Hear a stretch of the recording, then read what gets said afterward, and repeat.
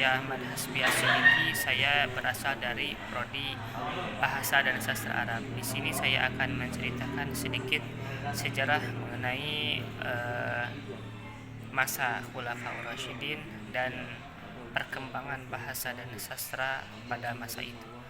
Namun sebelum saya membahas ke dalam materi, saya akan menceritakan sedikit sejarah mengenai Nabi Muhammad SAW. Mengapa saya menceritakan kisah Kanjeng Nabi? Karena Khulafaur Rasyidin itu dimulainya sejak wafatnya Kanjeng Nabi, dan tujuan berdirinya Khulafaur Rasyidin atau adanya Khulafaur Rasyidin itu adalah untuk meneruskan perjuangan Rasulullah dalam menyebarkan ajaran agama Islam. Hadirin rahimakumullah.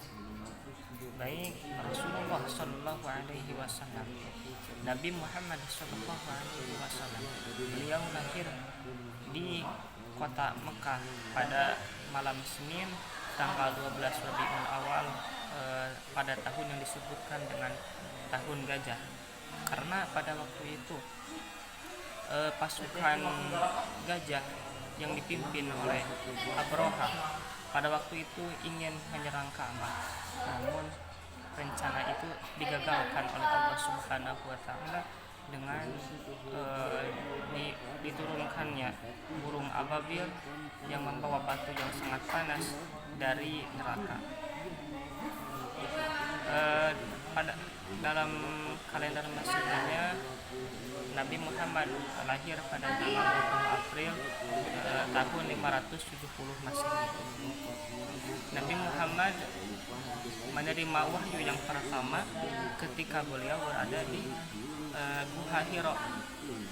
Pada waktu itu usia Kanjeng Nabi adalah 40 tahun. Mulai saat itu Nabi mulai menyebarkan ajaran agama Islam secara bertahap, mulai dari sembunyi-sembunyi, dakwah kepada orang-orang terdekat, sebelum akhirnya dakwah secara terang-terangan. Nabi mulai berdakwah di kota Mekah. Dakwah di kota Mekah lamanya itu sekitar 13 tahun, dan sebelum hijrah ke Madinah dan berdakwah di sana selama 10 tahun. Namun meskipun lebih lama berdakwah di Makkah, tetapi orang yang mengikuti, orang yang mau menerima ajakan Rasul tidak banyak, hanya sedikit dibandingkan dengan orang-orang yang berada di Madinah. Mengapa begitu?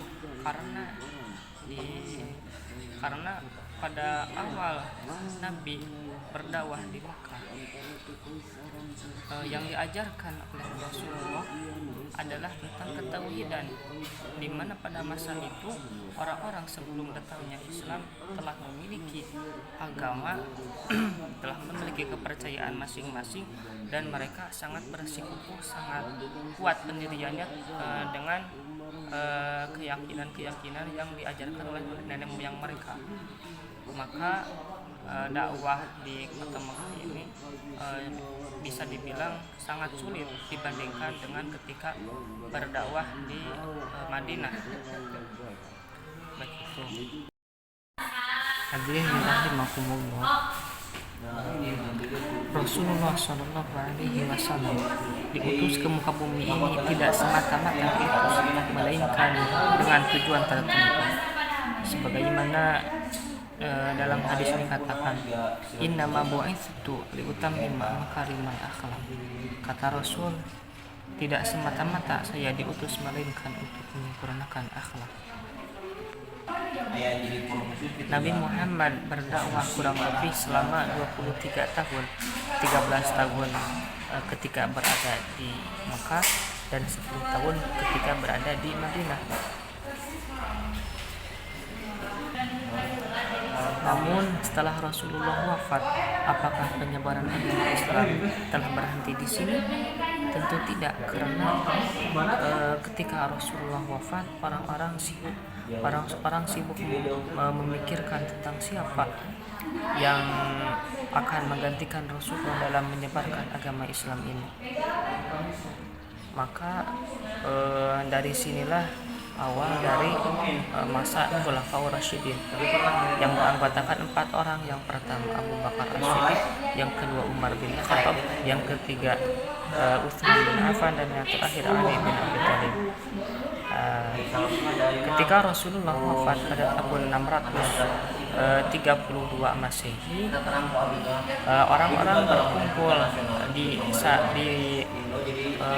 Saqifah dan di Sa'idah. Di sana orang-orang mendiskusikan tentang siapa yang akan menggantikan Rasulullah dalam menyebarkan agama Islam. Dua golongan besar saling berdebat dengan mengusungkan satu calon masing-masing, yaitu Bani Muhajirin dengan orang yang diusulkannya adalah Sa'ad bin Ubadah, dan golongan Ansor yang mengusungkan satu calon dari kaumnya, yaitu Umar bin Khattab. Mereka masing-masing kaum tersebut merasa bahwa orang yang berasal dari kaumnya sendirilah yang pantas menggantikan Rasulullah sebagai pemimpin, menggantikan Rasulullah menyebarkan agama Islam. Singkat cerita, ketika Rasulullah SAW ketika sedang pemilihan berlangsung dengan dua kandidat, yaitu Umar bin Khattab dan Sa'ad bin Ubadah, maka siapa yang terpilih di sana? Apakah Umar, apakah Sa'ad? Ternyata keduanya bukanlah yang terpilih, tetapi yang terpilih adalah Abu Bakar yang selaku hakim pada saat pemilihan tersebut. Singkat cerita, ketika sedang pemilihan berlangsung, Umar bin Khattab mengangkat tangannya Abu Bakar yang menjadi hakim pada waktu itu, dan kemudian menunjuk Abu Bakar secara langsung sebagai khalifah pertama menggantikan Rasulullah. Dan pada waktu itu pada masyarakat setuju dengan keputusan yang diberikan oleh Sayyidina Umar. Maka dari waktu itu Abu Bakar sahlah terpilih menjadi khalifah pertama. Pada tahun 632 Masehi, Abu Bakar menjadi khalifah pertama pengganti Rasulullah. Ketika dalam masa kepemimpinan Abu Bakar, banyak sekali tantangan dan rintangan yang harus dihadapi oleh Abu Bakar. Di antaranya adalah memerangi tiga golongan orang-orang yang ingkar. Yang pertama orang yang mengaku, golongan orang yang mengaku sebagai nabi palsu. Yang kedua orang-orang yang enggan membayar zakat, dan yang ketiga orang-orang yang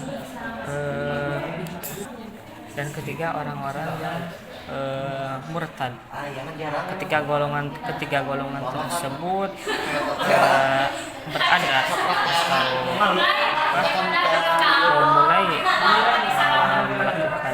mulai memberontak ketika Rasulullah Shallallahu Alaihi Wasallam telah meninggal dunia.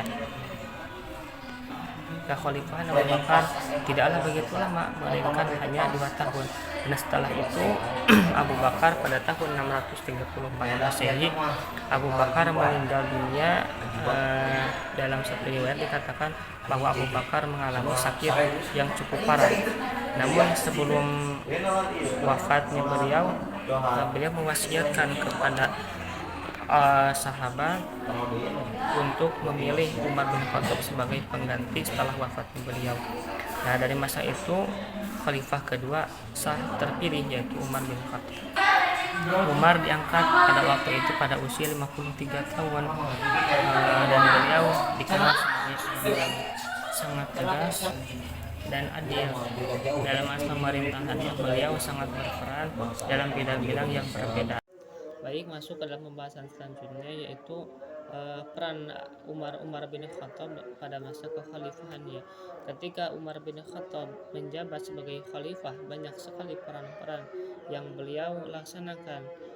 di antaranya dalam bidang-bidang yang berbeda seperti dalam bidang pemerintahan, dalam bidang penyebaran wilayah Islam yang merupakan salah satu cara berkembangnya bahasa dan sastra Arab pada waktu itu. Kemudian penetapan kalender Hijriah yang ditetapkan saat Rasulullah Shallallahu Alaihi Wasallam melaksanakan Isra Mi'raj. Pada tahun 644 Masehi, Umar bin Khattab wafat ditikam oleh budak Persia yang bernama Abu Lu'lu'ah saat sedang melaksanakan sholat subuh di Masjid Nabawi yang berada di Madinah. Sebelum wafatnya Umar bin Khattab, Umar membentuk Dewan Syura yang tujuannya adalah untuk memilih pengganti beliau saat ketika beliau sudah meninggal dunia. Nah, pada saat musyawarah, beberapa kali putaran musyawarah, ditetapkanlah Utsman bin Affan sebagai khalifah selanjutnya menggantikan khalifah Umar bin Khattab. Kemudian pada masa Utsman bin Affan, Utsman juga banyak memberikan peran pada masa kekhalifahannya. Di antaranya adalah standarisasi Al-Quran, dan pada waktu Utsman menjabat hadirlah yang dinamakan Mushaf Utsmani. Dan ketika Utsman bin Affan pula terjadi perluasan wilayah. Banyak sekali prestasi-prestasi yang dilakukan oleh Umar bin Affan pada saat pada masa kekhalifahannya. Meskipun banyak prestasi, orang-orang pada masa Khalifah Utsman bin Affan banyak sekali yang merasa tidak puas atas kepemimpinan Utsman bin Affan. Kemudian hingga terjadilah puncaknya ketika orang-orang mengepung rumah Utsman bin Affan. Setelah beberapa hari pengepungan, Utsman bin Affan dikabarkan meninggal dunia, dibunuh ketika sedang membaca Al-Quran. Nah, setelah kematian Utsman bin Affan, pada waktu itu terjadi kekosongan karena tidak ada yang menggantikan Utsman bin Affan dalam menyebarkan ajaran agama Islam atau menjadi pemimpin dalam mendakwahkan ajaran agama Islam. Setelah terjadi kekosongan tersebut, berkumpullah para sahabat, bermusyawarahlah para sahabat kemudian mengenai pemilihan orang yang dapat menggantikan Utsman bin Affan. Banyak dari sahabat yang mengusulkan bahwa Ali lah yang pantas menjadi pengganti Utsman bin Affan. Nah, pada waktu itu tahun 656 Masehi, pada waktu itu sahlah Sayyidina Ali menjadi khalifah terakhir menggantikan sahabat Utsman. Nah, ketika Utsman dilantik menjadi khalifah, kekacauan yang terjadi pada masa Ali bin Abi Thalib belum selesai, maka dari itu berusaha untuk menyelesaikan konflik-konflik yang terjadi pada waktu itu. Semasa kepemimpinan Ali, banyak sekali pertempuran dan pemberontakan yang terjadi. Di antaranya peristiwa yang terjadi pada masa Ali bin Abi Thalib adalah Perang Jamal, kemudian Perang Siffin melawan Muawiyah bin Sufyan, yang berakhir dengan kesepakatan menyelesaikan sengketa dengan cara arbitrase, yang justru arbitrase ini menambah ketidaksukaan golongan tertentu, karena menurut golongan Khawarij arbitrase ini bukan solusi yang terbaik bagi mereka. Maka dari hal itu golongan Khawarij menganggap bahwa Ali tidaklah memenuhi kriteria kepemimpinan yang baik gitu. Setelah itu banyak sekali pemberontakan yang terjadi hingga akhirnya pada tahun 661 Sayyidina Ali dibunuh oleh orang yang bernama Abdurrahman bin Muljam. Maka setelah wafatnya Ali, masa Khulafaur Rasyidin telah berhenti dan kemudian berdirilah Daulah Umayyah. Baik, masuk ke dalam pembahasan selanjutnya, yaitu perkembangan bahasa dan sastra pada masa Khulafaur Rasyidin. Hadirin rahimakumullah. Sebenarnya bahasa dan sastra Arab sebelum datangnya Islam itu telah ada. Namun setelah datangnya Islam ada sebagian yang dirubah, yang tidak sesuai dengan syariat Islam. Karena bagi orang Arab, bahasa dan sastra Arab ini atau bahasa Arab ini memiliki 5 fungsi, diantaranya adalah sebagai media komunikasi. Nah, perkembangan bahasa dan sastra Arab pada waktu itu tidaklah terlepas dari politik-politik yang dilakukan oleh khalifah-khalifah pada masa Khulafaur Rasyidin. Karena di antara politik-politik yang dilakukan oleh khalifah diantaranya adalah penyebaran ajaran agama Islam, entah itu melalui peperangan, penaklukan suatu wilayah, atau pembangunan-pembangunan, yang hal itu membuat berkembangnya bahasa dan sastra Arab pada waktu itu.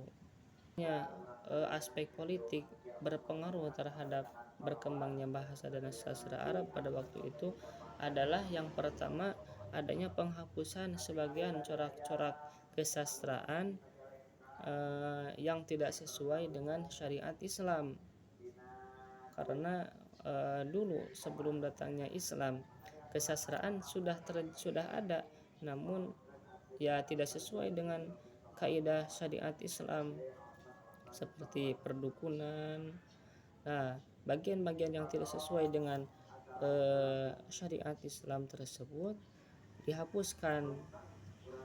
Kemudian yang kedua, penerapan corak-corak baru yang sesuai dengan syariat Islam. Maka hadirlah sastra yang awalnya sebelum Islam seperti perdukunan atau yang lainnya, dirubah atau dibentuklah corak-corak yang baru seperti sastra dalam Arab seperti syair-syair atau pujian kepada Allah, qasidah dan lain sebagainya. Namun perlu diketahui, pada masa awal datangnya Islam, awalnya sastra dan bahasa Arab ini mengalami stagnasi, mengalami ketidakmajuan, karena orang-orang pada waktu itu lebih memperhatikan kepada bahasa dalam Al-Quran dan Al-Hadis. Maka perkembangan bahasa dan sastra Arab pada waktu itu, khususnya sastra, tidak mengalami perkembangan.